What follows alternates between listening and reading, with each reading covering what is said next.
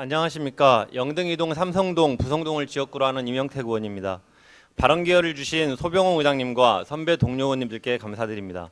아울러 정원율 시장님과 관계 공무원분들의 노고에도 감사드립니다.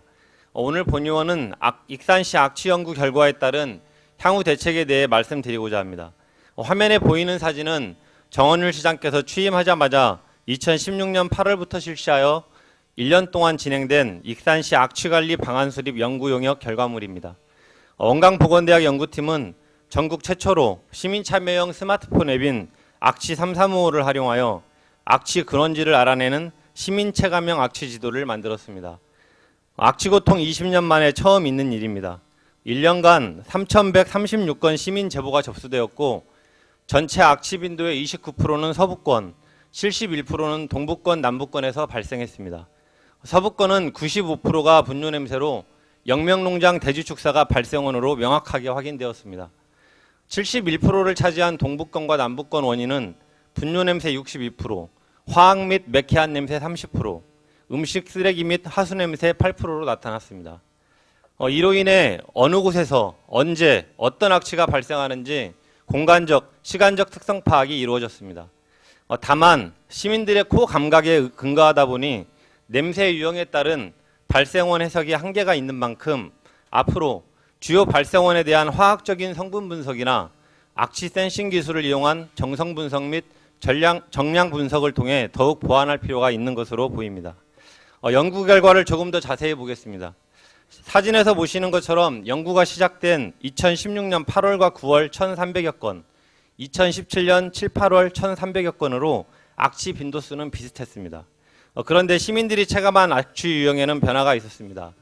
2016년에는 화학 및 매캐한 냄새가 심했던 반면 2017년에는 분뇨 냄새가 작년에 비해 상당히 늘어났습니다.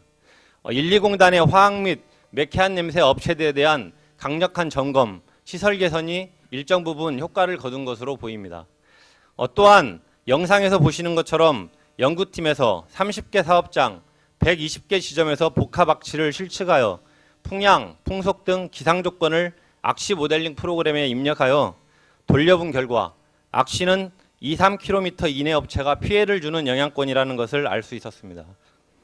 지난 1년간의 연구를 통해 전문가의 협력이 얼마나 큰 도움이 되는지를 실감하였기에 전문가 및 전문기관과 협력 사업이 계속적으로 필요하다고 생각합니다. 그래서 앞으로 악취 해결을 위해 필요한 두 가지를 생각해 봤습니다. 첫 번째로 시민의 참여로 의미 있는 통계를 얻은 만큼 사진과 같이 빅데이터를 계속 집적해 활용할 수 있도록 해야 합니다. 현재 익산시가 설치하여 운영 중인 악취 모니터링 시스템 기계 10대가 읽어드리는 데이터는 전혀 분석하지 못하고 무용지물이 되고 있습니다. 악취 335 앱 시민 제보와 악취 모니터링 시스템 기계 10대의 데이터 분석을 전문가에게 맡겨 2018년에도 악취 지도를 만들어 가야 합니다. 화학 및 매캐한 냄새 감소가 확인되듯이 악취 지도를 매년 만들어가면 악취 유형의 체계적 분석, 관리는 물론 악취 발생원 규명에도 도움이 될 것입니다. 두 번째로 산업단지 내 분뇨 냄새와 유사한 물질을 배출하는 사업장을 선정, 정밀하게 조사하여 산업단지와 주변 축산시설의 인과관계를 구분하여 규명하는 것이 필요합니다. 20년 넘게 악취 고통을 호소하는 동부권, 남부권은 분뇨 냄새 민원은 더욱 늘어났지만 어떤 업체도 배출을 인정하는 곳은 없습니다. 현재 환경업계에서는 냄새를 인식하여 원인을 과학적으로 밝혀내는 기술이 개발되었습니다. 이와 같은 기술을 익산시가 적극 도입하여 추진한다면 악취 335 앱에 올라온 시민 제보와 함께 과학적 의미부여를 제공해 주게 되므로 악취 원인 규명 기법의 전국적인 선진 사례가 될 것으로 보입니다. 익산시 연도별 악취 대책 예산 투자 내용을 살펴보면 2011년부터 2015년까지 매년 평균 750만 원, 정원율 시장께서 취임하신 2016년 5,300만 원, 2017년 1억 2,300만 원으로 이전보다는 늘었습니다. 하지만 시민들의 20년 넘는 극심한 고통을 생각한다면 악취 대책에 대한 예산 투자에 여전히 너무나도 인색합니다. 공무원들의 점검에만 의존한다면 시민들의 고통은 반복되고 악취 정책은 다시 원점으로 퇴보하게 될 것이 우려됩니다.